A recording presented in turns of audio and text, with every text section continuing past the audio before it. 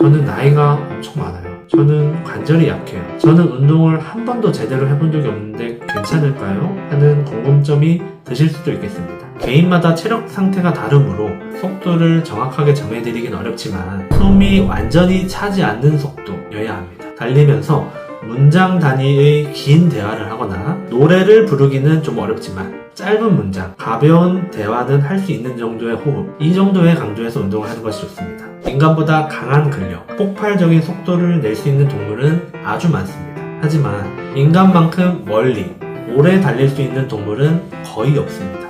이렇게 긴 거리를 오래 달리는 능력은 인간이 자연계에서도 최상위권이고 인체의 구조 자체가 장거리 달리기에 최적화되어 있다고 표현할 수 있겠습니다.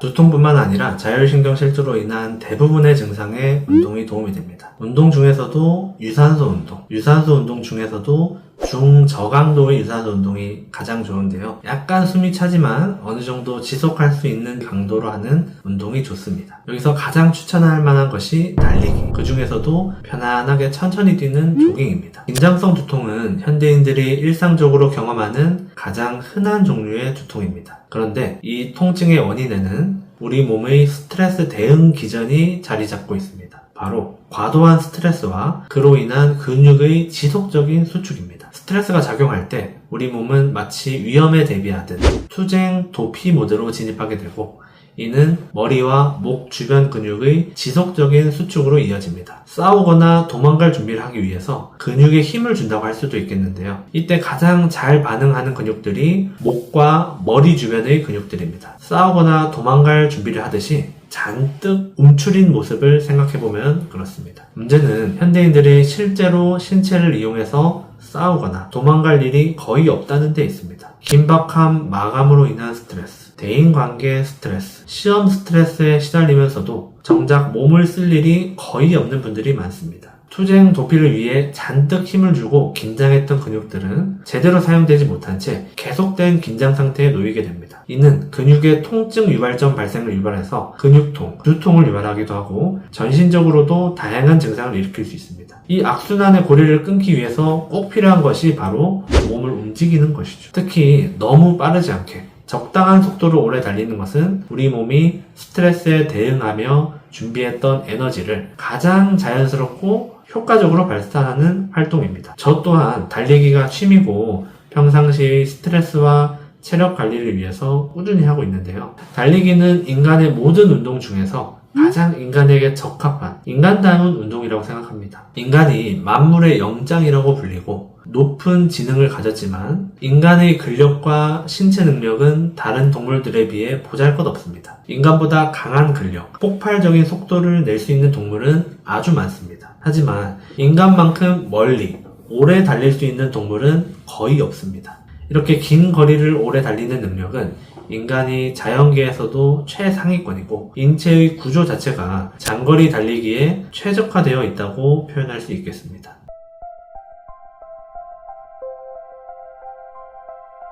달리기를 하면 우리 몸에 어떤 긍정적인 효과를 줄까요? 달리기를 하고 나면 긴장했던 근육이 이완되고 혈액순환이 개선되면서 통증 유발점의 자극이 완화됩니다. 또한 운동 중 분비되는 엔돌핀은 스트레스와 통증을 감소시킵니다. 더 주목할 점은 달리기가 뇌의 감정 조절 회로에 변화를 만든다는 사실입니다. 유산소 운동은 뇌 유래 신경 영양인자 BDNF의 분비를 촉진합니다. BDNF는 뇌세포의 회복과 성장, 신경회로의 유연성을 돕는 핵심 인자로 스트레스와 만성 긴장으로 예민해진 뇌의 반응성을 낮춰줍니다. 이는 단순히 통증 민감도를 줄이는 것을 넘어 불안, 우울과 같은 부정적 정서를 완화하는 데도 중요한 역할을 하죠. 즉, 운동을 통해 두통을 일으키는 긴장만 푸는 것이 아니라 스트레스 상황, 교감신경 항진, 근육 경직과 두통으로 이어지는 악순환 고리를 뇌 수준에서 끊어내는 것이 가능하다는 것이죠. 결국 달리기는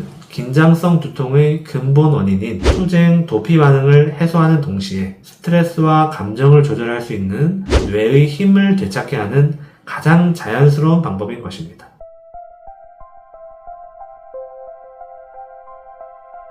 자, 그렇다면 이렇게 몸과 마음에 유익한 달리기를 어떻게 해야 안전하고 효과적으로 할 수 있을까요? 어떤 분들은 저는 나이가 엄청 많아요. 저는 관절이 약해요. 저는 운동을 한 번도 제대로 해본 적이 없는데 괜찮을까요? 하는 궁금점이 드실 수도 있겠습니다. 첫 번째로 제가 강조하는 것은 천천히 뛰는 것입니다. 많은 분들이 달리기를 시작하면서 처음부터 기록, 속도를 생각합니다. 하지만 긴장성 두통이나 자율신경계 이상 증상을 겪고 있는 분들에게는 이 접근이 오히려 독이 될 수 있습니다. 우리에게 필요한 달리기는 몸을 다시 싸우거나 도망가야 하는 상황으로 몰아넣는 운동이 아니라 이미 과도하게 활성되어 있는 긴장 반응을 서서히 내려주는 운동입니다. 개인마다 체력 상태가 다르므로 속도를 정확하게 정해드리긴 어렵지만 숨이 완전히 차지 않는 속도여야 합니다. 달리면서 문장 단위의 긴 대화를 하거나 노래를 부르기는 좀 어렵지만 짧은 문장, 가벼운 대화는 할 수 있는 정도의 호흡, 이 정도의 강도에서 운동을 하는 것이 좋습니다. 이 정도 강도에서 운동을 하면 교감신경이 과도하게 치솟지 않고 부교감신경의 회복 경로가 함께 작동합니다. 즉,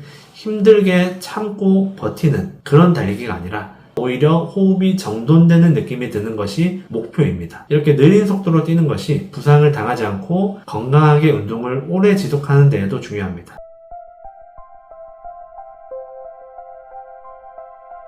저는 체력이 정말 약해서 그냥 걷기만 해도 숨이 차는데 어떡하나요? 이렇게 물어보시는 분도 계신데요. 그러면 걷는 것보다도 느린 속도로 뛰면 됩니다. 걷는 것은 한 발 한 발 순서대로 내딛는 것이고 달리는 것은 속도랑 상관없이 뛰었다가 착지하는 과정이 있는 것이 달리기죠. 속도는 전혀 중요하지 않습니다. 거의 제자리에서 뛰는 것처럼 보일 정도로 보폭을 줄여서 70대 노인이 걷는 속도, 만삭, 임산부가 걷는 속도로 뜀박질을 해도 괜찮습니다. 그 정도 속도로 뛰어도 걷기보다 훨씬 좋은 운동 효과를 얻고 몸에는 부담이 가지 않으면서 우리가 원하는 목표를 이룰 수 있습니다. 관절이 안 좋으신 분들에게도 보폭을 최대한 줄여서 천천히 뛰는 방식을 권해드립니다.